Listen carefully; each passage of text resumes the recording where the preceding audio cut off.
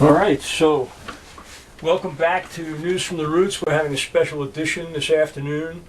I have with me Dr. Enrique Gomez, who is the president of the Jackson County branch of the NAACP. Welcome back, Enrique. Good to see you again. Yes, absolutely, and thank you so much for inviting me. Sure.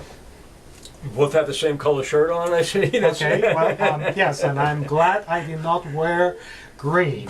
Otherwise, I would be transparent. That's right. Well, you would have shown up with the background. Yeah, most likely, yeah. And let me turn the background on, actually. I just realized it's not. We have an official background coming up. Well, we have the Women's March behind us. Oh, there we go. So it's playing in the back. 2017, yeah. Okay, that is excellent.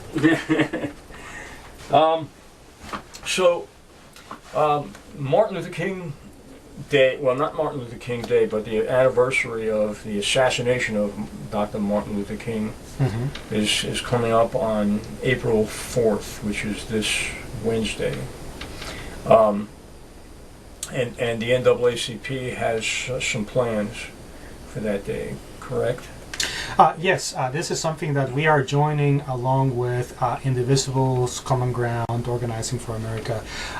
For the past, since the beginning of the year, really, there's been this effort, concerted effort, to have some kind of event in downtown Silva, North Carolina, in the area of the fountain, just below the old courthouse.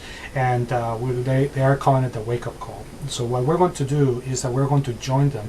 Each Wednesday, it's a different theme. It just so happens that this particular Wednesday, it coincided with the 50th anniversary of the assassination of the Reverend Dr. Maritn Luther King Jr.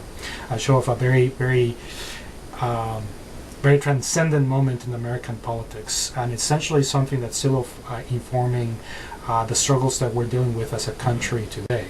So it is worthwhile for us to actually spend some time and actually commemorating that event, give some context, historical context, as well as to follow Dr. King's call to action. So specifically, the details of the event is going to go from noon, 12 o'clock p.m. to 1 o'clock this Wednesday, April 4th. It is going to be in downtown Silva on Main Street in the area of the fountain.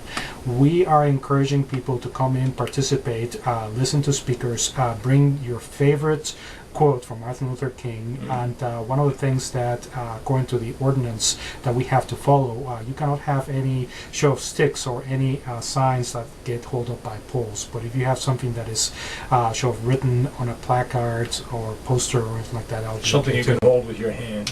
Something you can hold with your hands. But yes. no sticks or poles. Okay. I guess I'd like to talk a little bit about Martin Luther King Jr. and what he did and what he meant to so many people. He was only 39 years old when he died, and I remember it. I I was not born then. You were not yet born, but I remember it vividly because it was on the same day as. We had a celebration of the graduation of my high school class on that day. And I remember it because we were all prepared to celebrate, and this happened.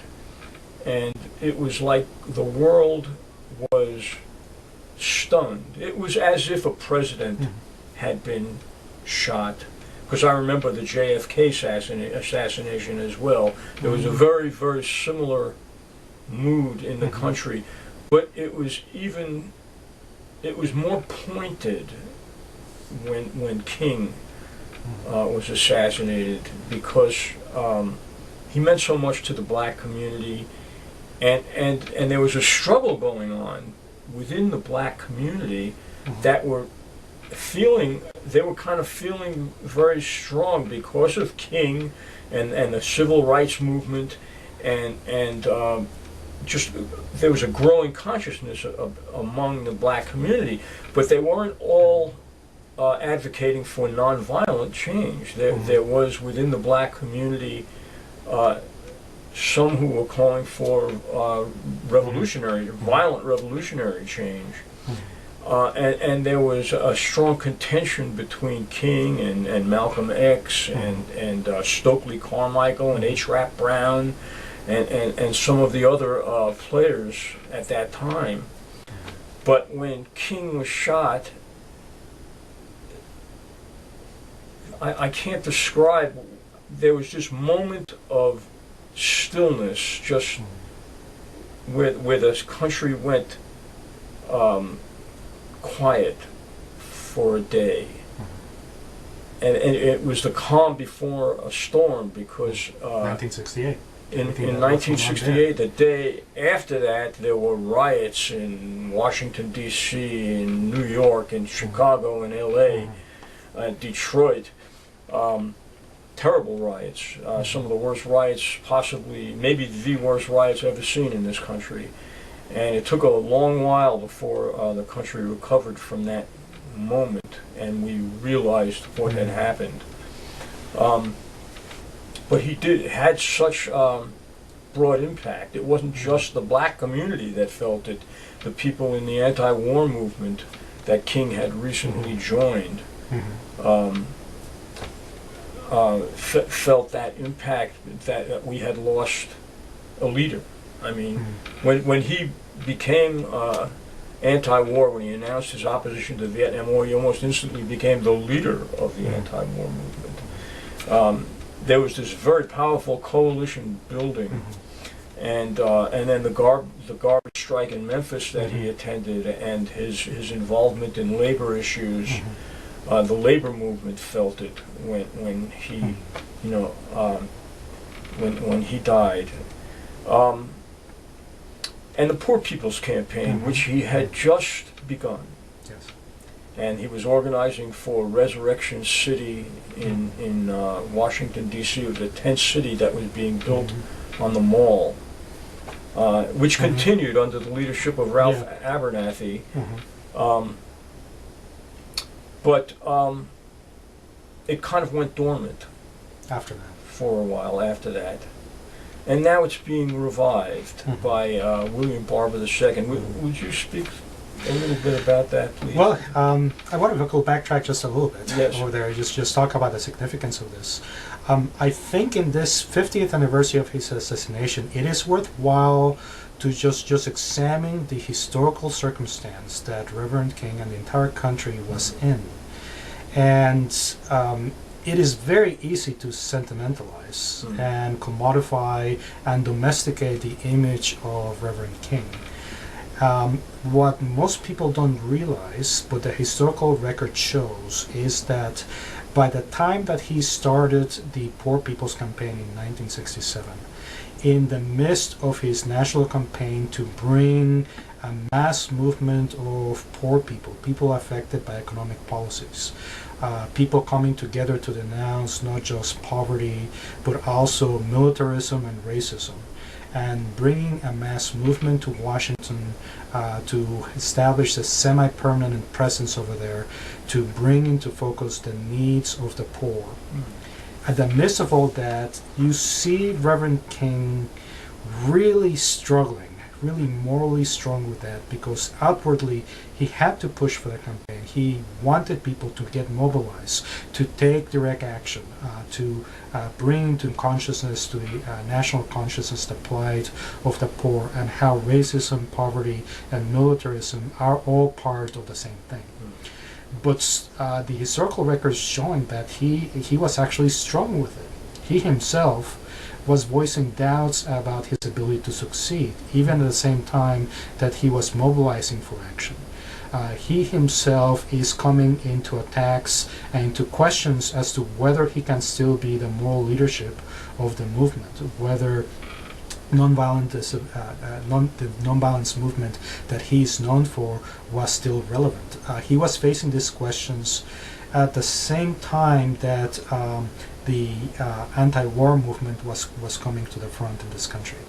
So he's taking this stuff, and the way that this shows up is in his voice and in what he chooses to do in the sermons that he's given, his Sunday sermons, the whole winter of 1968.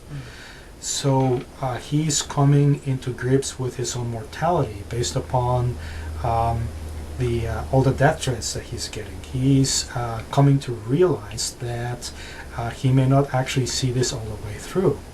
And by the time that he's given that very famous speech, his mountaintop speech saying that he might not get there with you, but he is telling us, and I'm paraphrasing here, that he's been to a mountaintop and essentially being a Moses figure, seeing what the promised land is going to look like. That is essentially not something that just came out of the blue, but a theme that is showing up over and over and over again.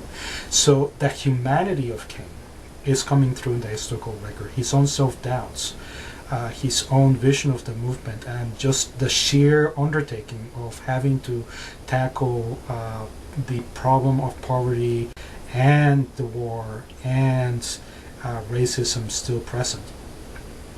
And we get this somewhat distorted picture in American popular culture and history, and that is represented by the big monument that we have in the National Mall of Dr. King over here. So if you ever had a chance to actually visit and see that, have you visited this?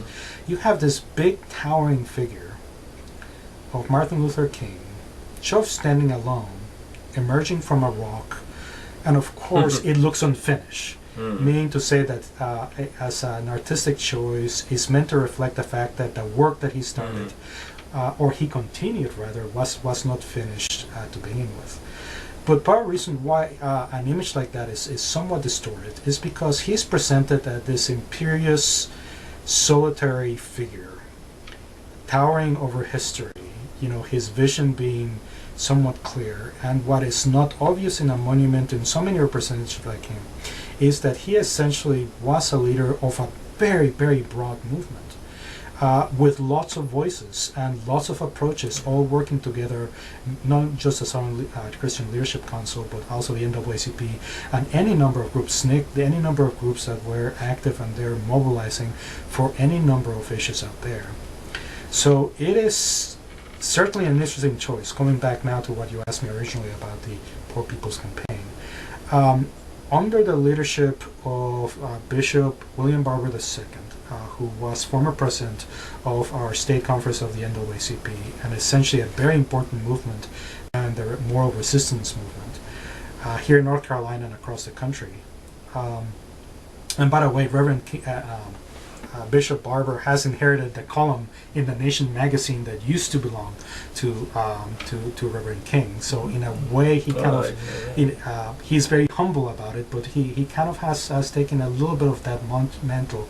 But he's also been very conscious. Bishop Barber is very conscious about bringing a variety of voices into the movement and so bringing them to the fore. So for instance, not only do we have Bishop Barber, we have Reverend Dr. Liz Theo-Harris, that together they are co-conveners and organizers of the Poor People's Campaign. But what they've been stressing out is that it is the Poor People's Campaign, a national call for moral renewal, meaning that they are bringing back that moral dimension and that moral critique of the issues of poverty in this country, and how this is all linked, interlocked with various systems of oppression. Things that span not just the experience of African Americans, but also Latinos, immigrants, Native Americans, LGBT people, people who are neurobiologically different, any number of things. And poor white people. And poor white people, of course. Yes. And it is also important to note that there are 15 million more Americans living below the poverty level than in 1968. So we're talking about 40 million Americans. But if you were to include how many people actually receive some kind of assistance, just in order to meet, that number can be considerably bigger. And in North Carolina, we are facing an issue that 1 out of 6 North Carolinians experience food insecurity, meaning that they either go hungry or they are not certain as to where they're going to get food. Out of that, 1 of every 4 children in North Carolina experience food insecurity, and 1 in 10 elderly retired people have that experience. It is not possible to work time minimum wage and have roof over your head, being able to provide for a family, food and healthcare. So we have now this whole interlocking system, and it's also important to stress that even though disproportionately the number of people in poverty in this country are African American and Latino and Native people, it's still true that the majority of people who are below the poverty level are white. And what is increasingly obvious to more people is that it is absolutely imperative that we construct a very broad fusion movement, people that realize how interconnected we all are in our struggles, how the systems of oppression essentially emerge from the same monster, some of the same structures, and are targeting people differently, but it's all the same thing. And that a moral critique brings this clarity to our analysis and allows us to actually build this broad fusion movement. Yeah. An important point you're making, I think, is that it's okay to commemorate somebody like Martin Luther King Jr., but it's more important to focus on the work that he was doing and the issues that he was raising, because I think that's what he wanted. He wasn't doing it to promote himself, and it's easy to build somebody up historically as a greater than life figure and celebrate that, but it doesn't do any good if we forget the reasons he did what he did, and focus on accomplishing the mission that he didn't start it, he continued it, and he was a great man, but that's not what we should focus on so much as let's complete his work, or let's continue. Well, historical figures like him do give us some focus and do put a human face to a movement that is actually very, very, very broad, and we have to keep in mind also the humanity of those people, because being mindful of that humanity allows us to see ourselves in that position, to see what choices we have. I mean, I was just learning, so what were the last hours of Reverend Maritn Luther King? What did it actually look like? The thing about this is that he was a particularly low point in his career as an activist when he had come to Memphis again, because he had come in to help support the strike of sanitation workers in the city of Memphis, and that he had organized a march that a week earlier had turned out to be violent. So people were questioning whether in fact he could still keep the movement nonviolent, whether in fact he could bring people to Washington to organize nonviolently as part of his Poor People's Campaign. They were real questions. And he had come back to Memphis to show in fact that he can still command, or the movement can still command a nonviolent approach to the system, and that's when he was shot. Let's go into that incident a little bit. In Memphis, what the reason that the garbage workers were on strike was that there were two black men. There was segregation within Memphis and within the city working departments, and the white sanitation workers and the black sanitation workers were kept separate. The black sanitation workers were not allowed to ride in the cab of the truck. So they had to ride up. So they had to ride in the back of the truck, and inadvertently, we assume, while two of the workers, the black workers, were sitting in the back of the truck, the mechanism was accidentally, we assume, turned on, and they were crushed to death. Yes. This actually wasn't the first time that other accidents had happened as a result of this policy, and in the past, the workers, since they were black workers, they were unceremoniously replaced with other workers, and there was nothing done to change the conditions under which that happened, and they were paid very low wages and with no benefits, and this incident galvanized them, and they asked Dr. King to come. Mhm. And he was in the midst of organizing the Poor People's Campaign and Resurrection City in Washington, D.C. And some of his advisors said, don't go Yes. there, we need you here now. Mhm. But he felt obligated. Yeah. He had made a commitment, and so he went. And then this violence happened because there was anger in the black community.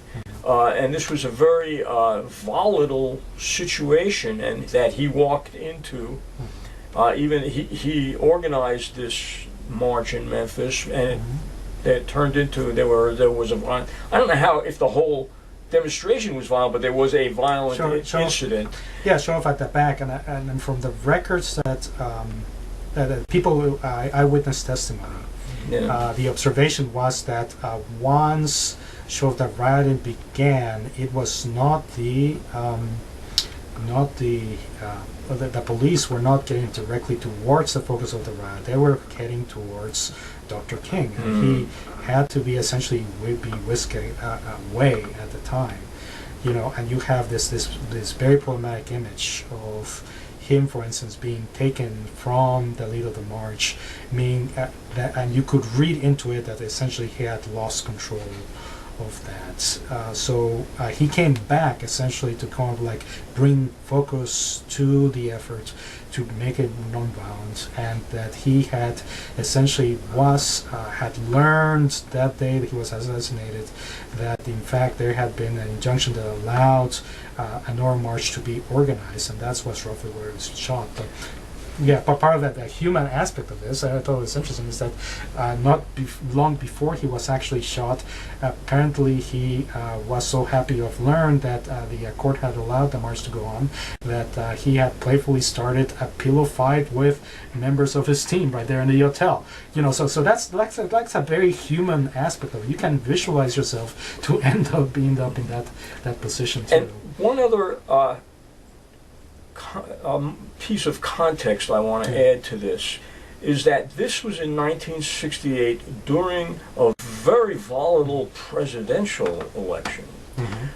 President Lyndon Johnson was escalating the war in Vietnam, and he was challenged from within his own party. Eugene McCarthy and Robert Kennedy Jr.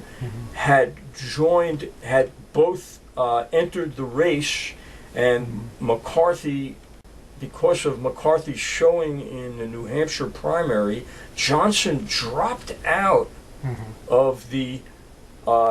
He said, "I will not accept my party's nomination if I'm nominated," and suddenly the anti-war movement flowered. I mean, it exploded and galvanized behind McCarthy and Kennedy. At the same time, J. Edgar Hoover was following Maritn Luther King Jr. and reporting to Lyndon Johnson that he was a communist sympathizer, and that he was potentially revolutionary, and there was the whole nature of the country at that time was just volatile. You know, something was ready to explode, and Lyndon Johnson had kind of stuck his neck out for King by muscling through the civil rights legislation in 1964 and 65, and then when King turned against the war, LBJ felt betrayed by King, and so in King's mind, he was feeling, and he's getting all these death threat letters, and he knew the FBI was bugging him, and he saw that it seemed to him as if the world was caving in on him, I think, at that moment. And he was taking on more and more between the civil rights movement and the Poor People's Campaign and the anti-Vietnam War campaign, and now the garbage strike. Yeah, and some of the footage that shows up him in marching in Memphis, that week before he was assassinated, the man looks exhausted. Yeah. You know, he looks physically worn out. When you hear him in the sermons, you can hear that exhaustion in his voice. So and almost an exasperation or show of an exasperation, yeah. show of a desperation, and Yeah. show of this knowledge that he might not actually bring this through. But and then it's important for us and for us to reconnect with that human dimension of Dr. King, because we are now part of a movement. We're part of a very broad movement across the country, spanning not just the NAACP, but many organizations out there that essentially are taking this banner, taking of this perspective, this deep realization that all of the struggles that we're enmeshed, really have some very common roots forces, and we cannot deal with racism without tackling poverty, and we cannot tackle poverty without dealing with racism. And then we have to talk about the prison industrial complex, and then you have to talk about our war economy, and this profound level of inequality, income inequality that we have in this country that we haven't seen since the 1920s. And we have to talk about our democratic institutions, and the fact that you have gerrymandering, you have systemic efforts to voter suppression, not just in North Carolina but across the state, across the United States. We have to talk about how we are not really seeing yet leadership in any of the major parties to be able to tackle many of these issues systematically. We have to talk about healthcare, and we haven't talked about healthcare. We have to have gun violence and the student uprising and the environment, and the climate crisis. Yes. So we're seeing essentially echoes of 1968, both in the level of public unease and the level of distrust of institutions, and the profound need for a moral leadership that can bring and reorient the entire country. So we're seeing echoes of that. So I would say that when we're looking at Dr. King, he never actually ever asked us to have a holiday named after him. He never asked us to have a monument erected after him. That was not something that was within his study of the imagination or impossibility. But you can definitely see the entire weight of history, both in the work that had been done before him and what needed to happen after, in his last few speeches. And for us to really honor the man and really honor the movement that he helped sustain and propel forward, it is incumbent upon us to actually take his underlying project and take it seriously. Take that critique of the war economy, that critique of poverty and poverty systems, of inequality, of racism, and put it forth, being mindful that this may not be resolved even within our lifetimes.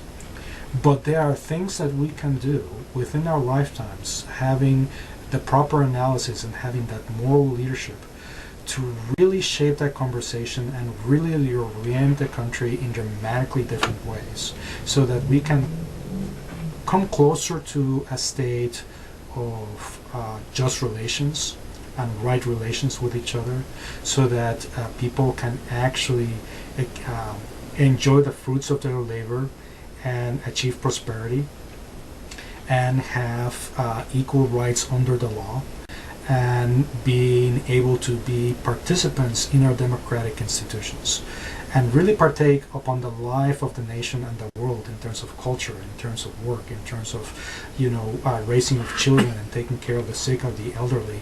Really a human project that restores people to a place of dignity. That's what we should be focused on. So that's my meditation. That'll be my thoughts. So when I show up to honor Dr. King on the 50th anniversary of his assassination, those will be the thoughts that will come to my mind. And there are many who would say, well, what can we do? Right now we have a very backward state government, state legislature. We have a very backward Congress.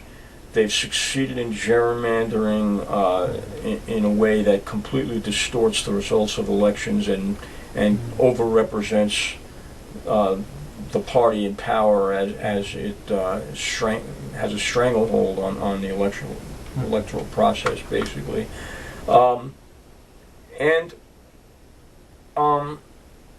It brings me back to the words of Reverend Barber.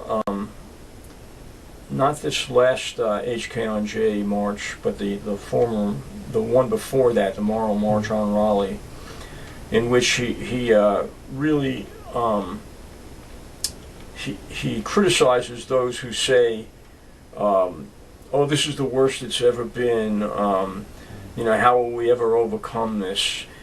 He said, "Oh no, it's been much worse than this." There used to be slavery in this country.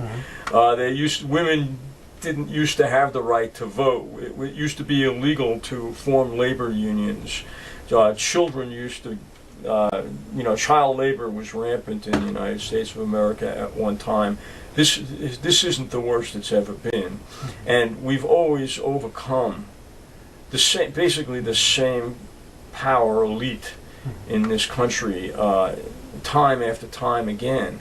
And I think that there is something that we can do. We can show up,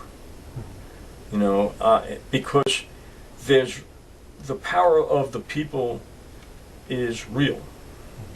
It's not just something that's written in the Constitution and on paper. That was a recognition of the power of that didn't give any power to the people. It recognized the power of the people. That when people gather in huge numbers and protest something, you may not see immediate results from it, but it reverberates and it does have an impact, and has even in countries that do not have democratic institutions, as was proved during the Arab Spring to some extent, and other countries. I'll never forget the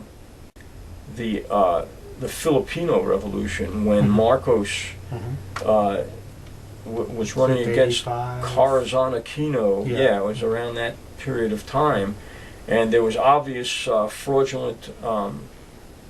A fraudulent election that took place, and Corazon Aquino stood in the middle of the town square in Manila, and 2 million people gathered around her, and Marcos fled the country. Oh, of course. That's what actually happened, and I can see something like that happening in this country too. Maybe not exactly like that, but there is power in numbers, and power when people gather together and voice and speak the truth and voice their concerns. Well, one of the things about marching and joining protests and things of that nature is that we, just as human beings, we have a biological need to express distress. Yeah.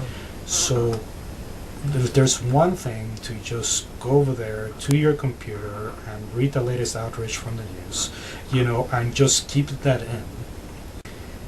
And after a while it becomes toxic. And if you see what's going on with our online culture, whether it be on Facebook or Reddit or any number of social media platforms out there, Twitter, it is ugly out there. And these are not show of spaces that really facilitate people coming together to show join, to find solutions. So we have this experience. One of the things that happens when you are in physical close proximity and you join voices with people singing and chanting all around you, that is cathartic. It's healing in a way. It is transformative, and it gives you the impetus to do the work. But there is it empowers work. you. But there's then work. It gives you the energy that is necessary for you to do the work needed in between protests and in between election cycles. One of the things that we have come to think about in our democratic experience is that we have a sick democracy, and one of the things that happens is that we limit relevant discussion, if at all, to election cycles, every 2 or 4 years more or less. That's where we have that. And in between, we come to a mode where we become complacent about what needs to happen. That essentially, that's happened at the beginning of the Obama presidency. Even during elections, the news media attempts to focus on irrelevant issues like somebody's hairdo and personal problems or things like that, rather than talk about the issues that are so important to everybody, such as income inequality. You don't never hear anybody talk about income inequality on network television. Yeah, it certainly was completely absent in the presidential election of 2016 in terms of what shows up in the debates and what's being discussed, even though the level of human suffering in this country alone is just tremendous out there. Yeah. So there, what is needed is that I would say that the year 2017 would be the year for marching. Not that marching is not ever needed, but certainly was the year to go out, to mobilize in marches, to join with other people, to experience their distress. And now we have major marches that unfortunately or fortunately, depending on the context, have become national routines. What's needed now is not so much protesting, but demonstrations. Organizing and demonstrate mean that not only do you want to protest against something, but you want to demonstrate the type of world and institutions that you want to bring together.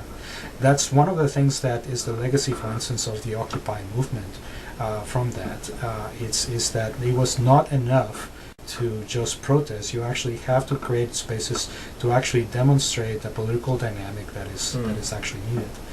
And the point there is that you cannot just rely on election cycles to have the conversation. Really what's needed is that there needs to be, several movements that need to be present at all times that can bring the issues to the fore, even regardless of who's in power. Yeah, and even in the middle of election cycles and in between election cycles, you need to have something sustained.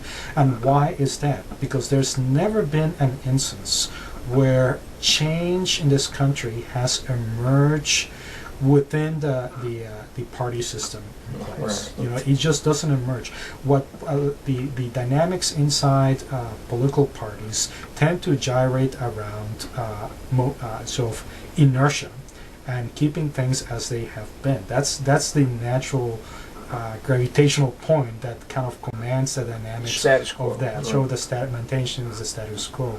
Whenever you see any major change in American policy that comes in from an elected official, that happens because there's been a movement of people outside of the party structure that are putting pressure on institutions and elected officials. It always happens from the ground up.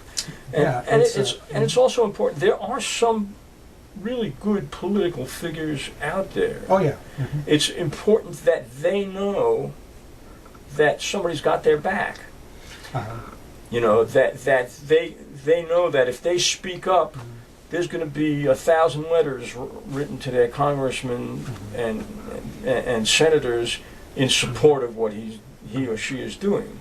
That's an important aspect that we have to learn. Is to support the good ones, or at least the actions of that are right when they do them. Yeah, and I guess a prescription there is that, if you want to have a viable democracy, well, you can have a party system, but really the essential aspect of that is the presence of sort of civil society, broad movements, fusion coalitions out there that are essentially shaping the dynamics and shaping the conversation. When those things are absent, and our political conversations at the level of the media kind of focus on the color of the suit of your politician, towards this vacuous, inane discussion rather than real discussions, then it's our democracy begins to decay. Our democracy becomes essentially toxic. So the prescription there is really to build this broad set fusion movement, and it could go even beyond the level of merely sort of petitioning or arguing against legislation that's being considered at the state and local and federal level. What needs to happen is that we need to have mechanisms by which citizens can actually participate in the process of generating legislation and presenting reports and shaping the conversation. I mean, we have an environment right now where we know that our state legislators are not the people that are drafting legislation. These are things that essentially are being manufactured through organizations such as the American Legislative Exchange Council, ALEC. Somebody else kind of just creates templates that get to be modified and to local conditions to at the state level, but essentially it's the same thing that kind of shows up across legislatures over and over again. And one of the things that Reverend Barber and other people in the movement are pointing out, that some of the most egregious, extreme pieces of legislation out there are not coming from the federal level. They are being adopted at the state level. That an important part of this movement has to be our focus on state level dynamics and state level legislation and what is going on there. That potentially the biggest impact on poverty, on the criminal justice system, on income inequality, on environment, these are all things that are happening at the state level, more so than at the federal level. So we need to have state-based movements that can shape that conversation and propel the discussion in a different way. Yeah, no, I think that's absolutely true. Now, I don't know if you're aware, but the Canary Coalition has two pieces of legislation. There's virtually no chance that they will be passed in this legislative session, but that doesn't matter. What matters is that we've begun the process, and now we're building support. A piece of legislation can act as a vehicle to attract public support. Very often you can talk about an issue and somebody will say, okay, what can I do about it? Well, now you can tell them, well, you can write your legislator and tell them to support this piece of legislation. So there's something very concrete that people can do to get involved. It's important to for citizens groups to introduce legislation, regardless of how small it may seem, the possibility that it'll get passed right now. It doesn't happen instantly. It happens over a period of years, and you have to build support from that. First, you have to get name recognition for it, and then you have to gain support, core group of support in the state legislature, and grow that support until it passes. That's how it works. And so, it never makes sense to say, oh, there's no sense in introducing this now because it'll never pass. You're going to always have to start somewhere. You have to start somewhere. And it's almost never going to pass instantaneously. That just very rarely, if ever, happens. So, that's how the system works. You can't expect instant gratification from this system of democracy. Yeah, but in addition to that, one of the things that you can do over the state level and local level is that you can talk about really concrete things. Yes. I mean, we can talk, for instance, about any number of things having to do with constitutional amendments that exist at kind of this very abstract level, and whether we still need the electoral college and all of that.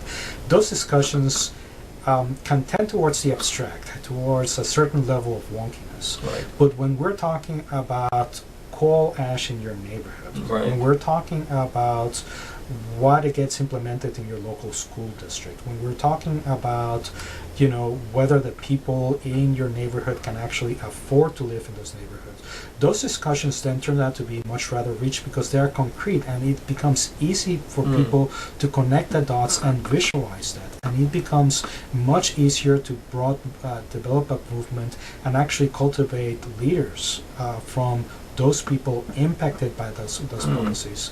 So, and really we need to have that component just as much as we need to be talking things about the federal level and at the level maybe of constitutional amendments and whether in fact we can do away with the electoral college. At the same time, we do need to have this strong component of strong state-based movements that can make things concrete and make things obvious for people. Yes, and the state government, the state legislation can be seen in some cases as a stepping stone toward federal legislation. For instance, we're working on the We the People campaign now. We're trying to get North Carolina to pass a message to Congress, as 19 other states have done, that we want to overturn the Citizens United decision.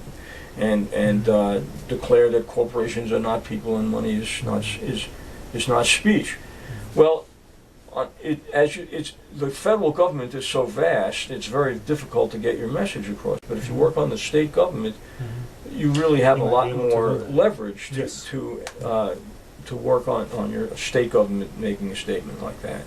So yeah, I mean, and another thing is, I think in general people have this sense of powerlessness, and they're almost fed that message on the news media all the time, that one person really can't accomplish that much, or even a group of people. But then something happens, like this shooting in Florida, and suddenly a few students get up and start to raise their voices in outrage, and it's so powerful. It's moving mountains, it seems to me. This kid, what's it, David Hogg, I believe. Look how powerful a voice can be when you finally get fed up and you stand up and you say, "Hey, enough is enough." You know, everybody in the country turned their heads, and you know what? Enough is enough. Yeah, I guess I love that the attacks that you're seeing from extremists in the media, having to do with questioning whether in fact these kids are real, you know, whether in fact whether they are trained actors, something like that. One of the things that sometimes we miss when we encounter a figure like that, a figure that can command such moral authority based upon strengths of arguments and their testimony, is that there is probably a lot of people in that person's background, even if it's just a child, that can really that really deserves some credit. I mean, people imagine, for instance, that Rosa Parks just went and sat and on the bus, and she was just tired and decided not to do that, and somehow we get a boycott out of that. What people don't know usually is that Rosa Parks was a secretary for many years of her local branch of the NAACP, that she had spent years essentially training as an activist in the Highlander Center, that you had a network of people willing to stand up and support her and to provide leadership and to actually follow her own leadership, you know, when the issue come to the fore. So we're talking about the people that trained her and the people that met with her in all those meetings all this time, that essentially cultivating that movement involves a show of gradually development of people's leadership and people's voice and moral authority. And when you see the students, and people are wondering how is it possible that the students can be so articulate, that could have such a strong stage presence, that can actually shape the national conversation. You know, I mean, you have this dramatic moment where you have Emma Gonzalez going up there at the march and essentially being on stage in front of hundreds of thousands of people, and the cameras and national TV coverage all on her, and she stands in complete silence for several minutes. And what is she doing? And it took me some while to figure out exactly what she's doing. Well, what this person knows how to do, this young woman can do, is that she was holding space for people to kind of reflect on their own meanings and sentiments, and that is a very special skill. But that is something that doesn't come out of the blue. I mean, we know that these students had actually spent some time in speech and debate teams in that same school talking about gun violence. They were very cognizant, familiar with arguments and statistics, and they were essentially ready to go. So we're talking about the influence and the potential impact of teachers, of parents, of peers, of organizers on the ground, that over time can actually essentially plant the seeds by which a very strong movement can appear seemingly out of the blue, but the potential is there. So in terms of people understanding how we're going to respond to the sense of despair, that there's apparently no leadership or no easy path forward, one of the things that you could do is that you can spend some time talking to elders and talking to young people, kind of the spending time being invested in developing leadership, on developing people's critical ability to assess the situation and recognize what are the critical issues of our time. All of these things are actually kind of essential for building that movement. Yeah, and it just seems to be a certain point that we've reached in history that there's a tremendous amount of fear and hostility and at the same time hope. In many quarters, it's building up to this crescendo right now. It seems to be. And it's just important that people get involved, on any level, get people to register to vote, run for office, that's, new people have to run for office right now. I think that's critical. Get out on the street and demonstrate, what's happening. I read today that the teachers in Oklahoma have gone out on strike, or they've had a work stoppage following after West Virginia. Virginia. Yeah. These are states where it's illegal for state employees to organize, and they're doing it anyway. It's just like back in the 1930s, or when labor unions came into their prominence. And against the guns and nightsticks of the corporate powers that tried to keep it illegal in this country, it's almost history is kind of repeating itself, but it's not. We have all these new factors that have come into play in this computerized world that we live in, that makes it easier to organize and communicate with millions of people at the same time. In a sense, the internet gives us more power than we've ever had before as a tool for organizing. We don't have to do it by Pony Express anymore, or even by word of mouth so much as just it's the Facebook revolution in a sense.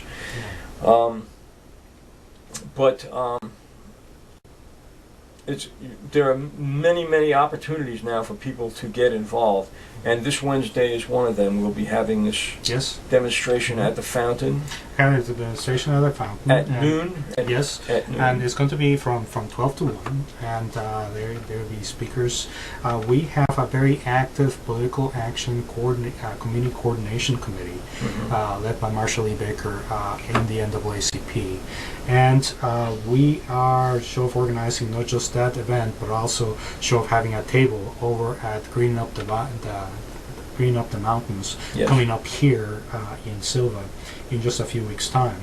So and you can register to become a member of the NAACP at that event, at the Green Up the Mountains event. It costs $30 a year. $30 a year for membership over there. Less of that, and you can be part of a movement. You could help sustain by your financial contribution, but we also need people to be active members to essentially participate in that. We have several committees that are active. For instance, we have not just political action community coordination that we have. We have, for instance, a committee on communication. We have people working with of religious affairs, and there it is interesting because we need to have a component that is able to kind of articulate using the prophetic language of various religious traditions, where to stand and how to make sense of the injustices and how to respond to injustices as well. So we want to educate, we want to participate in that, and we want to make human connections. Like we said over there, every time that we have an activity like this, that is an opportunity for us to have kind of like face-to-face human connections and engage in broad conversation so that we know that we're not alone, that other people are in distress and suffering just like we are, that out of that shared experience of sharing that distress, something can emerge, something surprising can emerge, new leaders can emerge out of the blue. Yeah. Well, the NAACP in Jackson County has been busy, Yes. as we all have been, and there are other groups, Down Home, North Carolina, Forward Franklin, Indivisible, Yes. and they're all coming together, the Canary Coalition as well, and we just have to keep working. But very often it's the same people in the community who are doing a lot of the organizational work, and we need to expand that so that the people who have been doing it don't get burned out completely. Well, and that is an issue that we are working. Just about every single organization I've ever been a part of has faced the exact same issue. One of the things that we have to be conscious of is that as we organize and move on the ground, that we need to lower the expense and the threshold of joining and becoming active in an advocacy organization like that. That's one of those things that we're all struggling with, one way or the other. Some organizations do it better than others, but we need to cultivate multiple pathways for leadership development, multiple pathways for participation at what level people can. So there's not going to be just one way of being an activist. There could be multiple ways of being active. So we need to kind of like stress and make that available. So I urge your listeners, your audience, to come and join the NAACP if you're in Jackson County or Western North Carolina or wherever you are in the United States. There are branches. You can even be a member at large of the NAACP if you so wanted to. It is the oldest civil rights organization in the country, founded in 1909, and essentially has played a very key role in the trajectory towards justice in this country.